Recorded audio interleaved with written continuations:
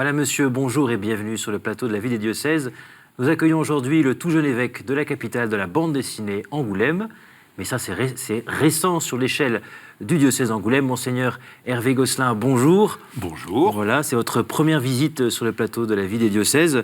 Nous voyons des images de votre ordination épiscopale. Donc, vous venez d'être ordonné évêque. Je rappelle donc que vous avez été tout d'abord médecin pendant 8 ans, éloigné de la foi. Vous pourrez nous en dire un mot si vous le voulez. Vous rentrez laïque au sein des foyers de charité, de l'œuvre des foyers de charité, après une conversion. Vous êtes tour à tour vicaire à Rennes, professeur de théologie morale au séminaire, et puis père du foyer de charité. Je vous propose, si vous le voulez bien, de nous dire un petit peu comment vous avez vécu, parce que vous avez été également aumônier de prison.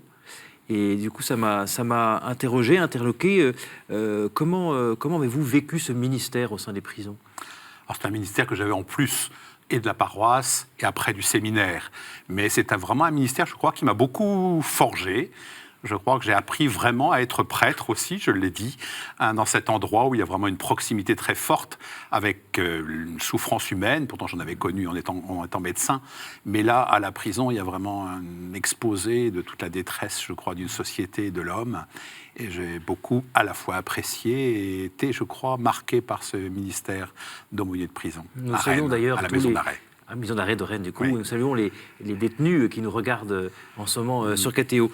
Pour découvrir votre diocèse, si vous voulez bien, notre journaliste Gabriel Masset s'est rendu sur place à la paroisse de La Rochefoucauld, qui est à une demi-heure au nord d'Angoulême, là où vous célébriez la réouverture de l'église et également pour l'envoi en mission des équipes d'animation pastorale. Je vous propose de découvrir ce reportage en images.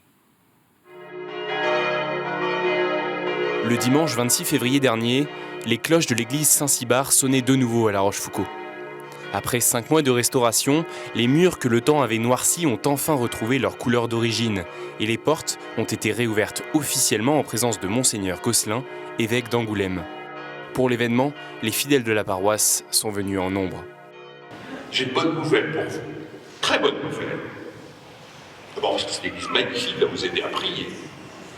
Et j'espère que les portes sont souvent ouvertes, toujours ouvertes, pour que les gens de bonne volonté puissent se reposer ici.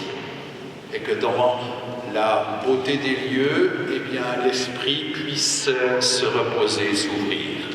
Et c'est pas ça la bonne nouvelle. Ah si, c'est une bonne nouvelle quand même.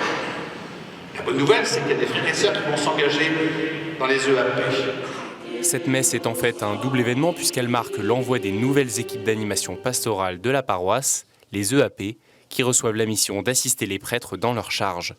Être membre d'une EAP, d'une équipe d'animation pastorale, c'est d'aider nos curés dans leur charge pastorale. On a rejoint le groupe de l'EAP à la demande du Père Emmanuel. Donc moi je m'y attendais pas du tout. Pourquoi, comment, voilà. Donc j'ai bien voulu accepter. J'ai dit mais voilà, si c'est quelque chose qui ne va pas, bon, il faut me le dire, parce que c'est vrai qu'on débute et il y a plein de choses à apprendre, il y a plein de choses à faire. Et puis bon, petit à petit, en EAP et en inter-EAP, quand on le fait avec donc Montbron, on arrive à apprendre beaucoup de choses. Et à lancer aussi des initiatives concrètes. Nous avons développé depuis maintenant 6 mois la mise en place d'un réseau de bénévoles qui, dans chaque village, s'engagent à aller visiter des personnes seules. Et alors là, c'est un enrichissement formidable parce que non seulement on est évangélisé par eux, mais nous leur apportons beaucoup de bonheur. Pendant longtemps, en fait, l'Église a été très cléricale. On pensait que c'était le curé qui faisait tout. Le curé, le religieux ou la religieuse. Et on s'est rendu compte que l'Église, particulièrement depuis Vatican II, et puis des synodes qui ont été faits dans différents diocèses de France, que l'Église était avant tout une famille et que chacun faisait partie de ce corps. Une famille dont les équipes d'animation pastorale ont la charge aux côtés des prêtres de la paroisse, et ce, pour les 3 prochaines années.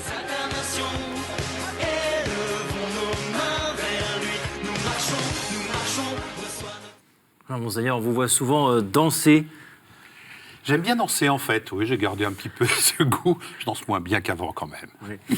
Monseigneur, vous dites dans votre lettre pastorale que vous venez d'écrire et d'envoyer à tous vos fidèles en janvier dernier, « Nous n'avons rien de plus important à faire que d'écouter la parole, de faire oraison et de célébrer notre Dieu. » Finalement, voilà, nous sommes en période de carême. Qu'est-ce que vous voulez passer comme message avec cette lettre pastorale ? Écoutez, en découvrant le diocèse, qui a à la fois ses richesses et ses pauvretés, je me suis dit quand même que le plus important n'était pas forcément les réformes que nous allions faire au niveau des structures, mais que la chose la plus importante, c'est vraiment la conversion des cœurs. C'est en ce sens-là que je dis, si on veut connaître la joie de l'Évangile, il faut accueillir l'Évangile. L'Évangile, c'est quelqu'un, donc il faut fréquenter la parole, il faut fréquenter le Seigneur pour pouvoir en être transformé.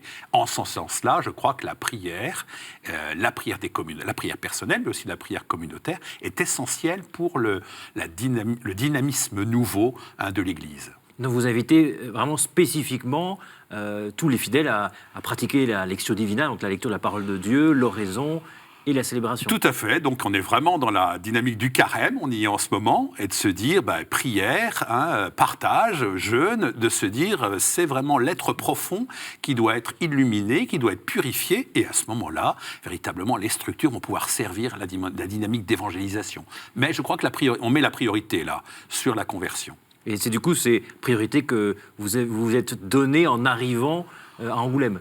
Oui, alors en arrivant, et puis en même temps, ça faisait partie de mon être peut-être, et puis en même temps, il y a toute une phase de découverte, mais je pense que de toute façon, oui, c'est une priorité qui est valable en tout temps et en tout lieu.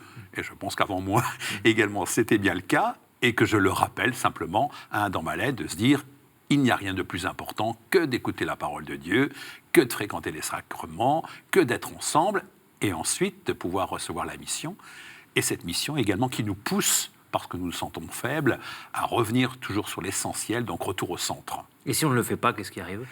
Je crois qu'on se dessèche, on se fatigue, on se décourage et on devient vraiment des phases de carême sans Pâques, comme nous dit le pape. Et je crois que c'est pas ce que nos diocésains méritent. C'est-à-dire en nous fréquentant les chrétiens, qu'ils aient la joie de vivre, qu'ils aient au moins des pains croustillants. Je veux dire, on n'a pas besoin de croûtons rassis, fatigués, épuisés. Il faut quand même qu'on donne un petit peu envie. Et je crois que donc, du coup, il faut prendre soin de soi. Donc j'invite vraiment, en tant que pasteur, prenez soin de vous. C'est-à-dire, prenez du temps pour vous, pour la prière, prenez du temps pour aller en retraite. C'est ce que nous avons fait récemment. Se dire, c'est vraiment des priorités. Tout à l'heure. C'est des priorités qu'on doit se donner, je crois, pour être vraiment dans le monde, pas simplement des gens fatigués, parce qu'il faudrait tout tenir, mais mettre les priorités. Vous nous parlez des richesses du diocèse, et quelles seraient les pauvretés de votre diocèse ? Les richesses, je n'en ai pas beaucoup parlé, vous savez, encore pour le moment, parce qu'il y en a plus que ce que je viens de dire. La richesse est aussi... Alors, on m'a invité, quand je suis arrivé, à chercher un peu les pépites. Je ne savais pas ce que ça voulait dire. Il fallait que je me transforme un peu en chercheur d'or, en me disant, il y a des choses à chercher. C'est-à-dire, ce n'est pas d'emblée qu'on les découvre, et je crois que c'est vrai. À la fois, cette richesse, justement, de l'engagement des laïcs, à la fois la richesse de communautés religieuses, de communautés aussi de mouvements et de petites fraternités qui ont ce souci de la prière et de se convertir. Et puis il faut parler bien sûr des pauvretés. La pauvreté, c'est également... Moi, je crois que la première pauvreté, elle est partagée avec... Je ne vais pas dire l'Église universelle, parce que c'est très franco-français ce que je vais dire, mais peut-être la diminution du nombre de chrétiens. C'est ça la pauvreté, en Charente comme ailleurs, mais en Charente également. Notre pauvreté, c'est que le nombre de chrétiens diminue. Et là, je crois que nous ne pouvons pas en prendre notre parti, non pas parce que nous voulons faire du chiffre, on n'est pas là pour... Et le pape Benoît XVI disait bien, le succès n'est pas le nom de Dieu, donc on ne va pas faire du chiffre. Ceci dit, on ne peut pas prendre notre parti de se dire, il y a quand même... Alors attendez, on est 360 000 dans le diocèse. J'allais vous demander quels étaient les chiffres, justement. Voilà, alors on est combien de chrétiens ? Et je veux dire, où sont-ils ? Et on ne peut pas simplement prendre parti en disant, on va s'organiser pour vivre une vie heureuse, nous les chrétiens. On doit avoir ce souci, au moins d'aller proposer, je crois, ce qui est un chemin de bonheur pour tous. Combien de chrétiens ? Vous disiez les chiffres 350 000, combien de chrétiens ?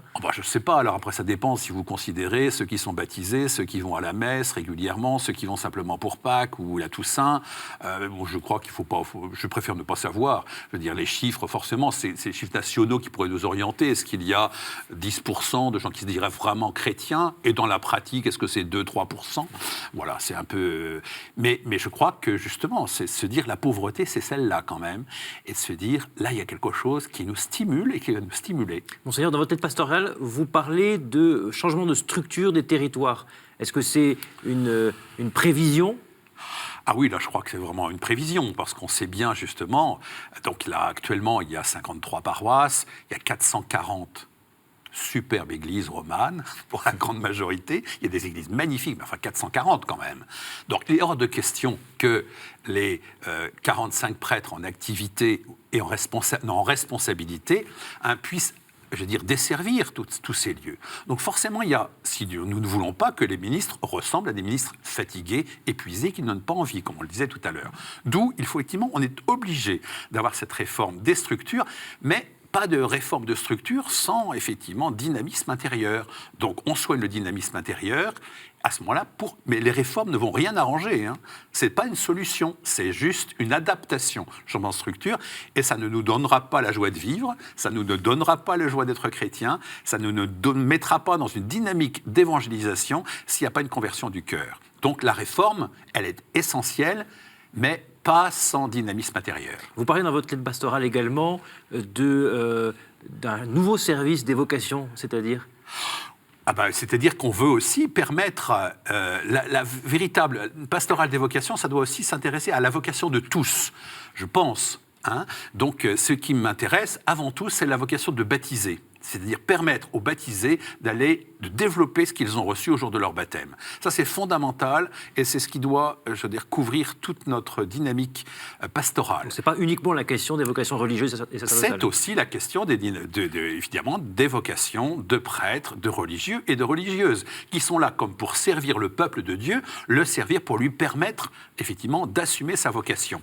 Mais je crois que c'est dans cette dynamique-là, on s'est dit, donc le service des vocations qui a existé, qui s'est un petit peu épuisé, renouveau, c'est-à-dire un nouvel appel, comme généralement il peut y avoir dans un changement d'évêque. On remet en place une nouvelle équipe pour se dire comment susciter l'intérêt pour les vocations, y compris consacrées et vocations de prêtres, comment parler des vocations aux jeunes, en leur disant... on va en parler des jeunes d'ailleurs juste après. Voilà, ouais. mais cette pastorale des vocations, à mon avis, elle doit aussi être pendant, effectivement, du dynamisme intérieur et de la nécessité de la mission. Je rappelle que vous avez choisi comme devise « Rien n'était possible à Dieu ». Oui, vous c'est pensiez vrai. aux vocations ? Je pense à tout, en fait. Je pense que c'est une parole qui s'adapte à beaucoup de choses, tant au niveau des structures. Je découvre qu'en tant qu'évêque, avant d'être évêque, je pensais qu'évêque, ça devait être difficile. Maintenant, c'est moi qui suis sur le terrain, alors allons-y. Il y a quand même un impossible, justement, par rapport aux paroisses, à la couverture du territoire. Faut-il diminuer le nombre de paroisses ? Comment faire pour qu'il y ait à la fois cette proximité, parce que je suis dans un diocèse rural, et c'est toute la beauté justement de ce monde rural, et puis en même temps la dispersion.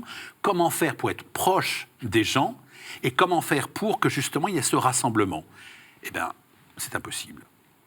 Or, je crois que le Seigneur lui-même va nous aider, je pense, non pas à régler toutes ces questions-là, mais à susciter des choses qui permettent des évolutions possibles. Vous parlez de retraite. Vous pouvez nous parler un petit peu de la retraite que vous avez organisée à Tressin, ou qui était organisée? Oui, parce qu'on l'a vécu la semaine dernière. On s'est dit, dans le cadre justement de cette... Je vais juste vous dire quand même que la joie de l'Évangile, c'est les lettres du pape qu'il a écrit à l'arrivée de son pontificat.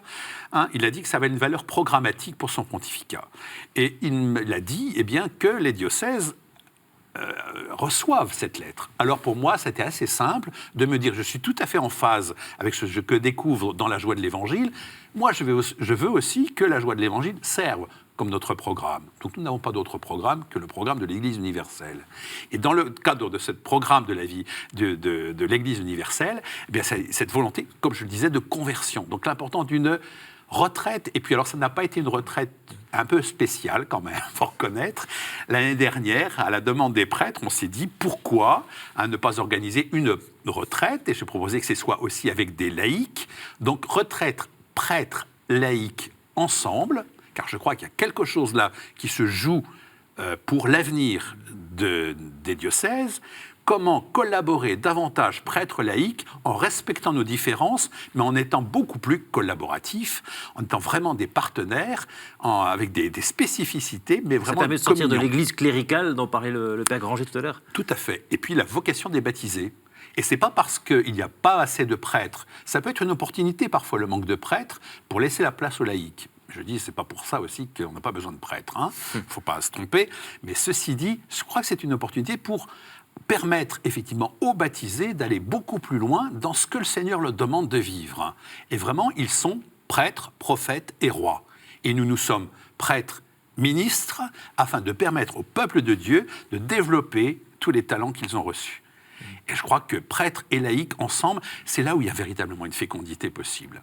Donc je crois que vraiment, puis en même temps, donc je suis, comme vous le savez, issu des foyers de charité, c'est dans le cadre de notre charisme, ça c'est un point fort, à savoir prêtres et laïcs ensemble.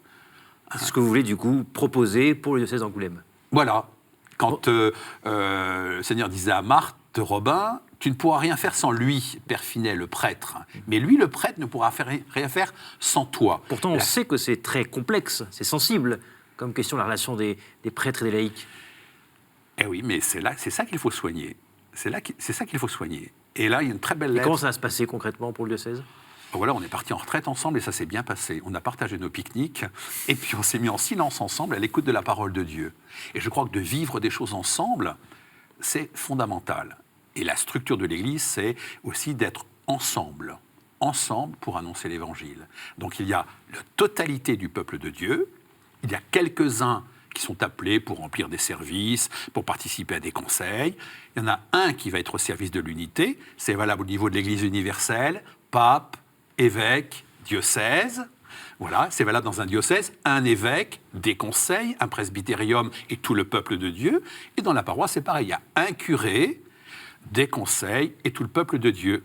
Mais celui qui a la fonction de l'unité, donc de faire le un, n'est pas le plus important. Ce qui compte, c'est effectivement le peuple de Dieu. Monseigneur, si vous le voulez bien, nous allons parler maintenant de la pastorale des jeunes et de FestiJeunes qui est organisée du 5 au 8 mai. Cathéo s'est rendu sur place et a rencontré Laure Lamas, qui est responsable de FestiJeunes. Alors, le FestiJeunes, c'est un festival des jeunes pour notre diocèse et au-delà.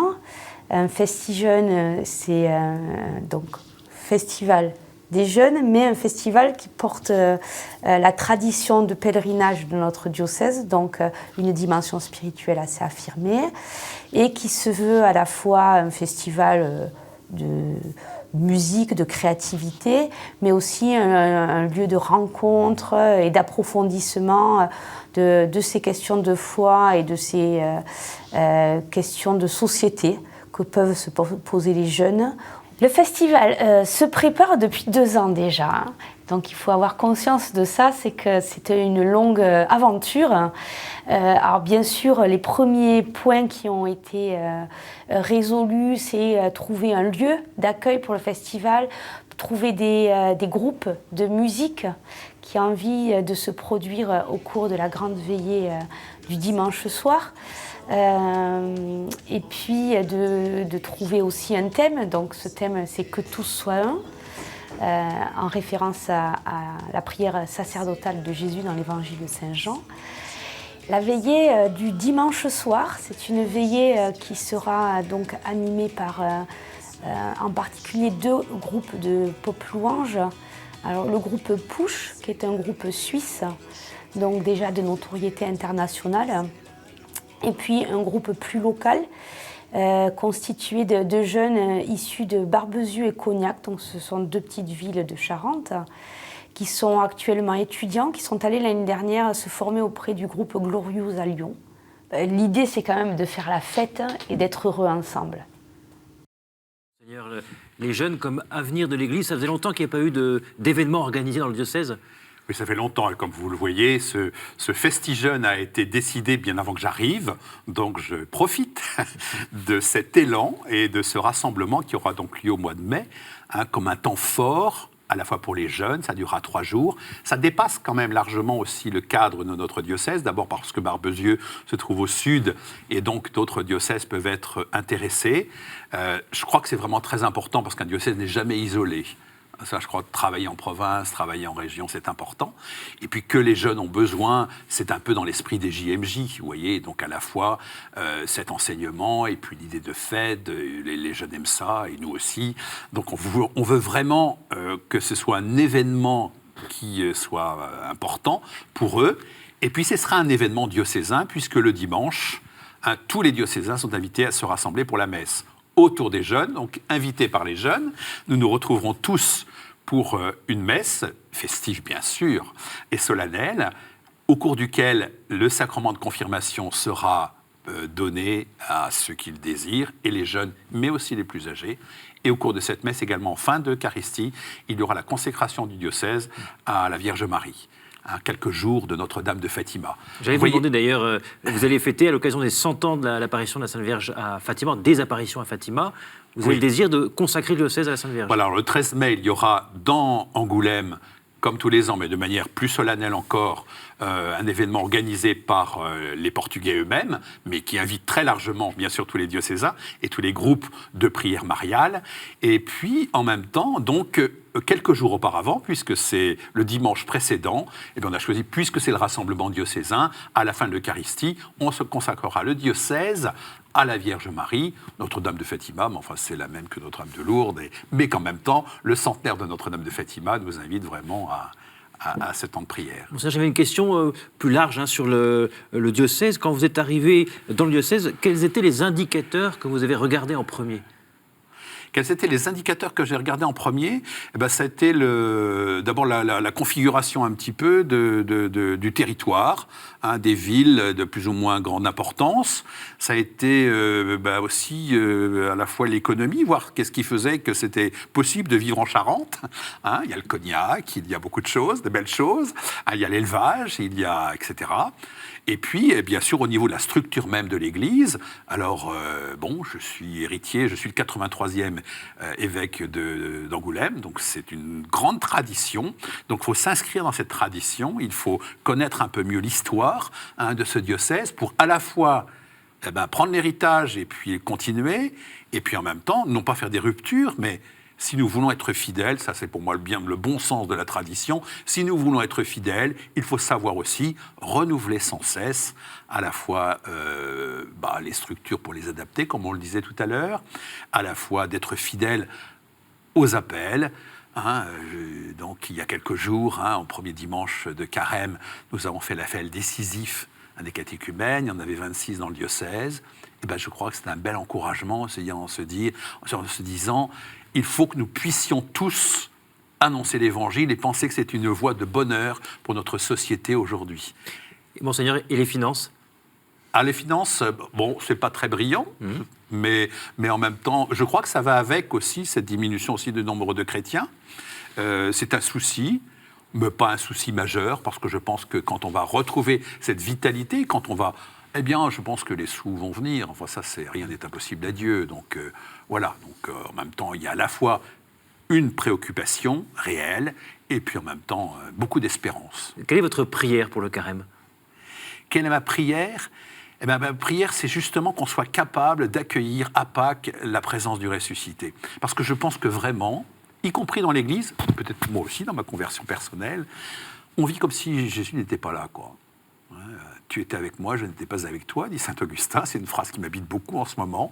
Ça veut dire, on fait comme si on prend en main les choses, et puis on a envie après que le Seigneur vienne les bénir. Et je pense qu'il faut mettre le Seigneur ressuscité au cœur même de la vie du diocèse de Charente, de l'Église de France et de l'Église universelle, et demander, mais qu'est-ce que tu veux qu'on fasse ? À la fois, le Seigneur va peut-être me dire, faites ce que vous voulez, on fera ce qu'on veut à ce moment-là. Mais en même temps, il a peut-être des indications très précises sur, justement, mettre des priorités. On est pris par des urgences, y compris économiques, y compris de gestion, et ça, c'est un piège. Je crois que ça peut même être un piège du tentateur, et qu'il nous faut vraiment trouver le plus important dans la vie de l'Église. C'est pas de faire du chiffre, c'est quelque part garder la flamme de l'espérance, de la foi, de la joie. Donc pour moi, la priorité du carême, c'est vraiment remettre le Seigneur au centre et lui redonner pouvoir sur tout ce qui concerne la vie de l'Église. Monseigneur, j'ai 2 dernières questions. Une date à retenir pour les semaines ou mois à venir.